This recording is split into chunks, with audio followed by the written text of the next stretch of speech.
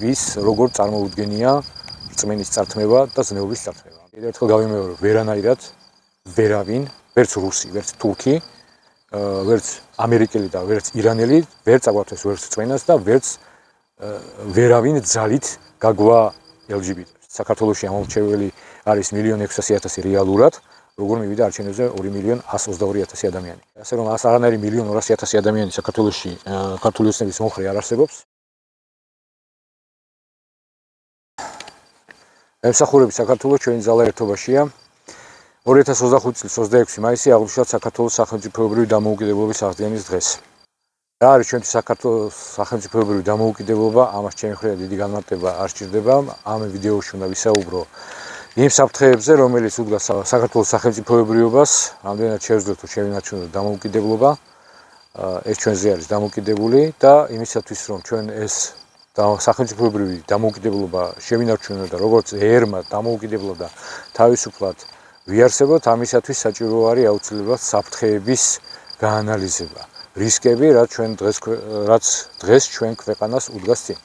პირველ რიგში იმას აღნიშნავ, რომ რისკების ანალიზი და საფრთხეების შეფასება ეს არის სპეციალური დისციპლინა თავდაცვისა და უსაფრთხოების სფეროში, მას დათმობილი აქვს თავისი სასწავლო პროგრამა და ეს არის დარგი ამ სფეროში, რომელიც განსაზღვრავს იმას, თუ როგორ უნდა აეწყოს მთლიანი ეროვნული უსაფრთხოების არქიტექტურა, როგორ უნდა დაიგეგმოს თავდაცვა, სახელმწიფო უსაფრთხოების მიზნები, მარცხწესრიგი და ასე შემდეგ. და რადგან ეს განათლება მე მიღებული მაქვს, თავს უფლებას ვაძლევ, ამაზე ვისაუბრო. რისკის ანალიზა საფრთხეების შეფასებას გააჩნია თავისი მეთოდოლოგია. დღეს რაც ხდება საქართველოში რისკების და საფრთხეების წარმოჩენის კუთხით, ბევრი манипуляცია ვრცელდება და ვიდეო სათავშიც არის, რა არის რეალობა საფრთხეების კუთხით და რა არის ემოციური манипуляციები. შევეცდები ამაზე უფრო ისე ვისაუბრო, რომ გასაგები იყოს ყველასთვის. ბოლო 4 წელიწადში განსაკუთრებულად დაძაბული არის პოლიტიკური ვითარება საქართველოში. ეს უკვე გადავიდა გლობალური სოფლიო პოლიტიკის ჭრილში. გეოპოლიტიკასაც ეძახიან ამას, რომ თითქოს ევროპული და ევროატლანტიკური სივრცე საქართველოს უბიძგებს ჩაერთოს ომში რუსეთის წინააღმდეგ. აქ მეორე ამისი გამამყარებელი ფაქტორები დასახელებული არის თითქოს ვიღაცა რწმენას ევროპა არის ცუდი, რადგან ისინი აპირებენ ჩვენთვის რწმენის შეცვლას, რწმენის წართმევას, ზნეობის წართმევას, ძირითადად სექსუალურ ორიენტაციაზე აქვთ აქცენტი გაკეთებული ხალხს. მოდი რეალურად ვნახოთ, რამდენად გვიდგას ჩვენ ეს საფრთხე და ეს მითი რომ დავასხვრიოთ. მითი რომ რწმენას საგართმევან და ზნეობას შეგვიძლიან.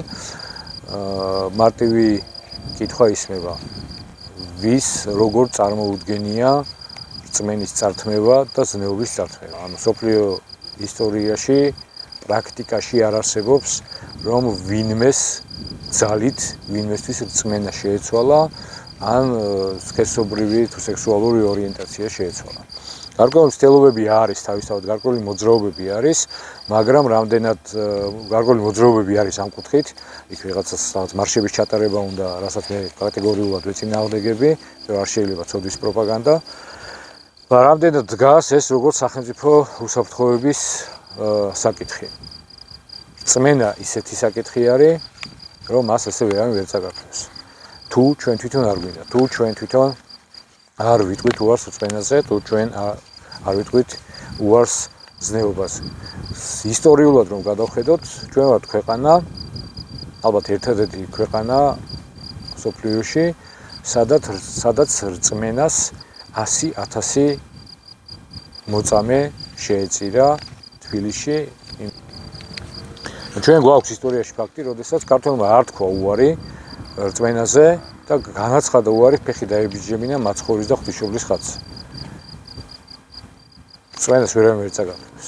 პოლიტიკური მიზნებით რწმენის შეცვლის მცდელობა ისევ ქართველისგან გვახსოვს სულხან საბა-ურბელიანი, რომელიც ფიქრობდა, რომ თუ ქართველების გარკვეული ნაწილი კათოლიციზმზე გადავიდოდა, მაშინ საფრანგეთი, მაშინდელი ძლიერი ერთ-ერთი ძლიერი სახელმწიფო ყურადღებას მოგვაქცევდა და დაგვიცავდა ჩვენ მუსლიმური სამყაროსგან.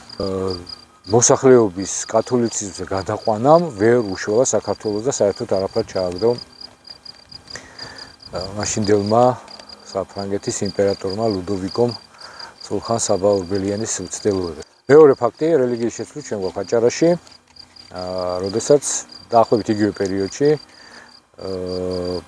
17-18 საუკუნის მიჯნაზე მოხდა ოსმალეთის იმპერიის მიერ ადგილობრივი მოსახლეობის გამოსულმანება. აი სამი ფაქტი შეგვიძლია ჩვენ დავასახელოთ საქართველოს ისტორიიდან. ესეთი არადასტურებს იმას, რომ ვიღაცას ძალით შეუძლია ჩვენი რწმენის შეცვლა. რწმენას ვერ წაგვართია. ზნეობას რაც შეეხება, მე ესაც არ არსებობს, რომ ვიღაცა ძალით შეუცვალონ სექსუალური ორიენტაცია. თუ ადამიანს არ უნდა არაფერს არ გააკეთებდა. კიდევ ერთხელ გავიმეორო, ვერანაირად ვერავინ, ვერც რუსი, ვერც თურქი, ვერც ამერიკელი და ვერც ირანელი ვერ წაგვართვეს ვერც რწმენას და ვერც ვერავინ ძალით გაგვა LGBT-ებს, ხო? ეს არის ყურადღების გადატანა რეალური საფრთხეებიდან. აუცილებლად უნდა ვისაუბრო იმ საკითხზე, რაც შეეხება ზნეობის საკითხს. ქრთამის აღება ზნეობრივი საკითხი არ არის? კლანი, იქ სასამართლოში, გარკვეული კლანი ბიზნესებში, ანუ ეგ პრობლემა არ გაწუხებთ, რომ დაგჭირდეს სასამართლოში ვერ მიხვალ, იმიტომ რომ ვიღაცა დაახლოებული ჯიგარი ისე გაგიასნებს, რომ ბინის გარეშეც დარჩები. იმის რა ქვია, მანქანის გარეშეც დარჩები, შემოსავლების გარეშეც დარჩები. ის არ გაწუხებთ, რომ ბიზნესმენთა გარკვეულ ჯგუფს, რომელიც ხელისუფლებასთან, ეგრეთ წოდებულ ხელისუფლებასთან არის დაკავშირებული, მონება დაყავთ თავის თანამშრომლები და რაღაცა ძალიან მიზერულ თანხაზე ამუშავებენ, შედით ნებისმიერ სუპერმარკეტში და გინდა ნებისმიერი წარმატებული ბანკია იყენ, რომელი იტყვის ჩვეულებრივი თანამშრომელი მასა რასაც შეადგენს, არ ამბობ ხელმძღვანელ პირებზე, რომელი იტყვის, რომ მას აღებული ხელფასი ყოფნის და ის ოჯახს შეინახავს. ან სახელმწიფო უწყებებში ვინც არის დასაქმებული, მას საერთოდ ყოფნის, რა ქვია, ხელფასი? მაშინ თუ ყოფნის ხელფასი, რატო ტაქსაობენ თქვენი პოლიციელები, მიტიგებს რომ დააშლევინებთ, მე რატომ მიდიან სატაქსაოდ, იმისათვის რომ ოჯახში შეიტანო. ეს არ გაწუხებთ? ხოდა რწმენას მიხედავთ და ასე უნდა მოითხოვოთ, რომ სწორი თანაბარი გარემო იყოს სახელმწიფოში და არავინ იდიოტებად არ აღთვლიდეთ იმას, რომ სულელებად არ აღთვლიდეთ და თქვენ ემოციებზე არ თამაშობდნენ, იქ ვაიმე იმას იზრდს, რა ქვია. რწმენას წაართმევენ. თუ არ გინდა ვერავინ ვერ წაგართვეს ვერაფერს, ეს გამორიცხული არის. ამაზე არის საუბარი, როდესაც ჩვენ უსაფრთხოებაზე ვსაუბრობთ, რწმენის წართმევაზე და LGBT-ზე კი არ LGBT-ზე თუ LGBT-ზე კი არ უნდა ვილაპარაკოთ, ჩვენ იმაზე უნდა ვისაუბროთ, რომ რეალურად ვიღაც არის მეკთამე, რეალურად ვიღაცა მოატყუა და მიიტაცა ისე ხელისუფლება. აი ეს თავის ჭკუა უნდა გაანძრიოს. ახლა კი ვისაუბროთ რეალურ საფრთხეებზე.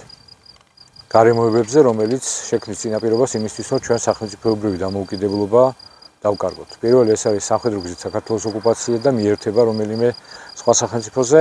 პირველ რიგში ასეთი საფრთხის წყაროს წარმოადგენენ ჩვენი მეზობლები, რადგან თუ უშუალოდ არ მოხდა საქართველოს ტერიტორიაზე შემოჭრა, ვერ მოხდება საქართველოს ოკუპაცია. საიდან შეიძლება მოხდეს შემოჭრა? თავისთავად მეზობელი სახელმწიფოების ტერიტორიებიდან. თურქეთი, სომხეთი, აზერბაიჯანი და რუსეთი. თუ არსებობს კიდე სხვა სახელმწიფო, ამერიკა, ან ევროპული სახელმწიფოები, იმისათვის რომ მოხდეს საქართველოში შემოჭრა, ნებართვა ამაზე სამხედრო ძალის გატარებაზე უნდა მისცეს. ისევ ჩვენმა მეზობლებმა, თურქეთმა, რუსეთმა, აზერბაიჯანმა და სომხეთმა. რამდენად რეალურია ეს სცენარი, ჯერჯერობით ამის წინაპირობები არ ჩანს. მაგრამ ჩანს წინაპირობები ჩვენი მეზობლისგან, რუსეთისგან. ჩანს ამის წინაპირობები ძალიან აშკარად და მცდელობებიც არაერთი ყოფილა. აფხაზეთის და სამაჩაბლოს კონფლიქტები 2008 წლის ომი. რუსეთი რომ აგრესორი არის, ამას 2014 წლის და 2022 წლის უკრაინაში შეჭრებით ადასტურებს. ეს სრული ნონსენსი არის. სახლში რომ შემოგივარდეს მეზობელი და წაგართვას ორი ოთახი. აინტერესებს ვინც აი ამ ნარატივს თუ აქ შინაარს ავრცელებთ რომ ზელენსკის ბრალი არის ის რომ რუსეთი თავს დაესხა უკრაინას 2014 წელს ზელენსკი არ იყო და მაინც დაესხა 2008 წელს ანუ მიშამ გამოიწვია ესე გამოდის 91 წელს 93 წელს ზვიადგამსახურდიამ და შევარდნაძემ გამოიწვია 1921 წელს ნოე რამიშვილმა გამოიწვია 1801 წელს ერეკლე მეორემ და სოლომონ მეორემ გამოიწვიეს მათმა ქმედებება გამოიწვიეს ის რომ რუსეთი შემოიჭრა საქართველოში ანუ სრული ნონსენსი არის და კიდევ ერთხელ ვამბობ ეს არის გნობებით თამაში რომ ევროპა არის ცუდი და ჩვენ ისევ აღმოჩნდეთ რუსეთის კვანჭებში იმ რუსეთის კვანჭებში რომელმაც დაგვინგრია ჩვენ ეკლესიები მოგვიკვა პატრიარქები თუ სამხედრო გზით არ მიაღწევს მეორე გზა არსებობს უფრო ნაკლებად თვალსაჩინო საზოგადოებისთვის ეს არის ხელისუფლების მიტაცება სპეციალური ოპერაციის ჩატარება არჩევნების გასაყალბებლად და მონაცემებს თუ შედიარებთ დაინახავთ რომ საქართველოში სულ ცხოვრობს 3.690.000 ადამიანი, ეს არის 2024 წლის 31 იანვრის აღწერა.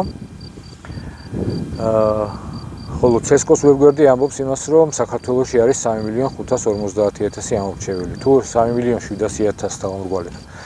3.700.000 გამოვაკლებ 3.550.000, ეს გამოდის, რომ მხოლოდ 150.000 ადამიანი არის საქართველოში 18 წლამდე ასაკის.